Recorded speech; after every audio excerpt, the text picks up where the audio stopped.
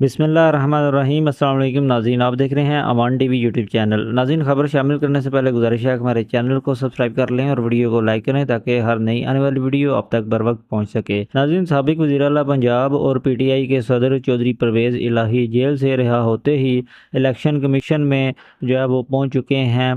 PP32 के election result को कालअदम करार दिलवाने के लिए चौधरी परवेज़ इलाही, जिन्होंने हालिया जो ज़िमनी इलेक्शन हुआ है हल्का PP32 कुंजा और मुंगोवाल के इलाका जात पर जो मुश्तमिल जो हल्का है, इस पर जो है वो इलेक्शन कंटेस्ट किया चौधरी परवेज़ इलाही ने, और काफ लीग के चौधरी मूसा इलाही इस हल्का से कामयाब करार पाए और MPA जो है मुंतखब हुए।